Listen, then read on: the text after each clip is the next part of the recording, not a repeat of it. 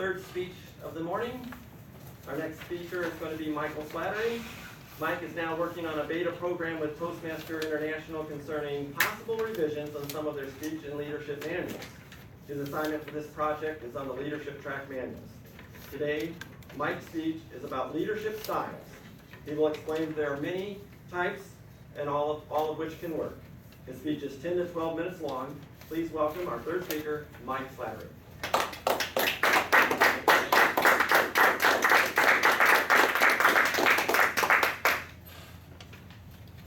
Thank you, Mr. Toastmasters, and good morning, fellow Toastmasters and most welcome guests. Did you join Toastmasters to become a better speaker, or a better leader, or both? Now, both of those options are available right here at Club 1348. And today, I'm going to be speaking about the leadership track. And specifically, I'm going to be talking about leadership styles. Toastmasters has come up with 8. They are authoritative, affiliative, altruistic, bureaucratic, coaching, democratic, innovative, and pace-setting. Now, because of the time constraints that we have right now, I'm only going to be speaking of 3 of those. That is authoritative leadership style, coaching leadership style, and innovative leadership style. But before I do that, I want all of us to know that to become, or if we are a leader, it's dependent upon 3 factors. One of those is personality, the other is character, and the third is focus. Now, for example, in personality, if you have a personality that is looking for everyone's approval, then how are you going to be able to make a decision when somebody on the team doesn't approve of what you're saying? Or if someone on your team, or if you are timid or shy, how are you going to be able to make a decision if someone on the team is aggressive in their reasons why they want it done differently than you? And then, if you have the personality that my wife has, I am always right. Now, then again, if anyone on your team comes up with an idea that is different than yours, guess what? I'm always right. You're not part of the team.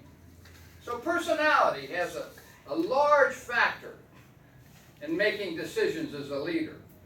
The other one I mentioned is character, and character is defined as the aggregate of features and traits that form an individual's nature.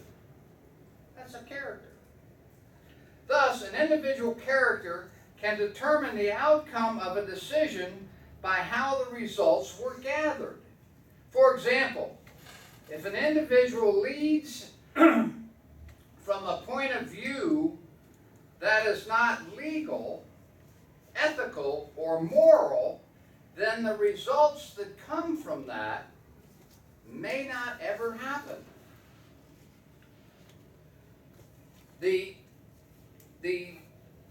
opposite of that is true too. If you come from a character of being moral, ethical, and legal, then the chances of you getting the results that you're looking for are much greater because you have no resistance from anyone within your team. You must have a good character. The next is focus. And focus is designed as a clear and sharply defined image. And as a leader, you have to be able to present that image to the team. And they have to buy into it, so that their focus is the same as your focus. And if that's true, then we have a team and we can get to the goal that we want.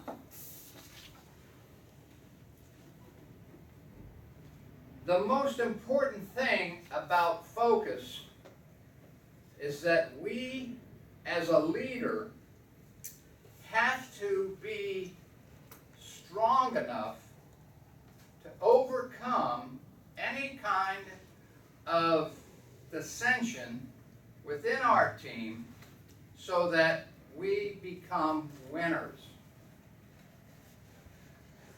Personality, character, and focus. Those are what make a leader. Now, we all have different personalities, different characters, and we don't all have the same goals.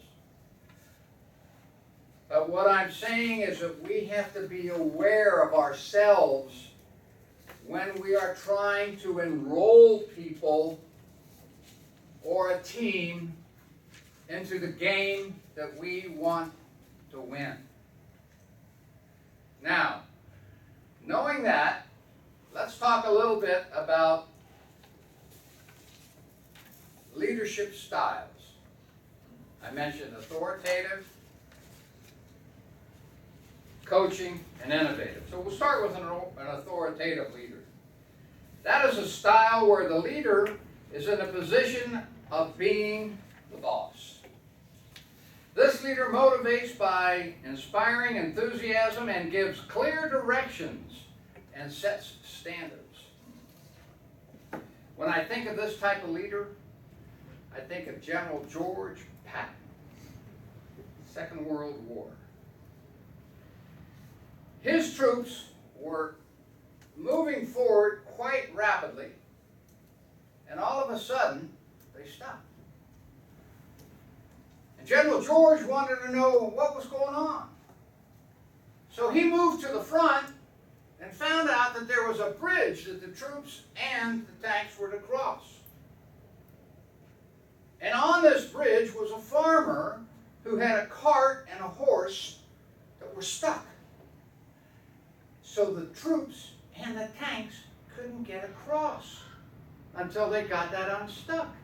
They couldn't do it. General George, and the man that he was, ran forward, took a look at the scene, pulled out his pearl-handled .45, bow! Shot that horse dead, told his troops to throw it off the bridge, take the cart and throw it off the bridge, and get moving. And he said at that time, we're headed to Palermo, I believe, and we are not stopping for anything. The troops got the message. They moved forward, and as we know, the results of the Second World War. An authoritative leader took charge, let the troops know that this is what our goal is. And if you don't understand, I'm making it real clear right now. Throw that horse off the GD bridge. Authoritative leadership. The next leadership is coaching. Coaching leadership concentrates on preparing individuals for the future by building skills and habits. He also motivates by challenging the individuals to do what? Stretch. A coach that epitomizes this definition is Vince Lombardi, coach of the Green Bay Packers. In the beginning of his tenure at Green Bay, part of the problem that he had with the troops were they were sort of lackadaisical and didn't pay too much attention to his timelines when he had meetings. So he called them all together and he said, gentlemen, I'm going to give you the Lombardi time definition. If we have a meeting at 8 o'clock and you show up at 8 o'clock,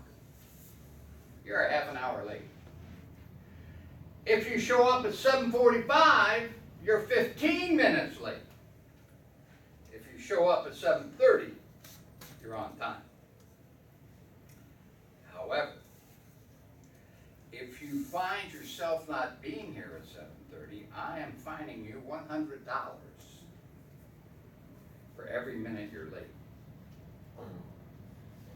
And if you do show up at 7:30 and you're not prepared for the meeting or for the practice, it's going to cost you $1,000.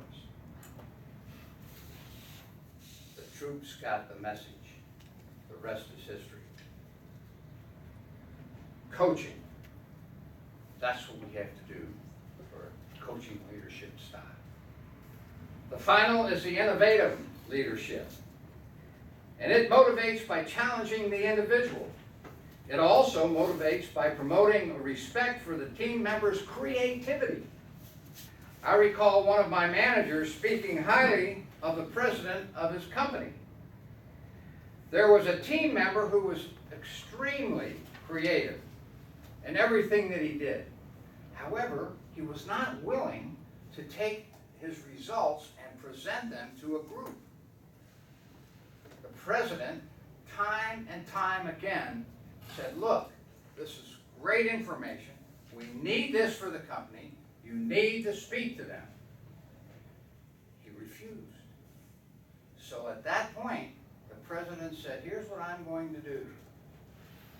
I'm going to think outside the box. You give me the information. I will impart that to the company. And I'm going to give you all of the accolades and where that came from. Thinking outside the box. Innovative leadership. As it stands right now, those are the 3 leadership styles that I'm speaking of. And my next speech will be concerning about other types of leadership that Toastmasters is going to be willing to put in their manual. Mr. Toastmaster.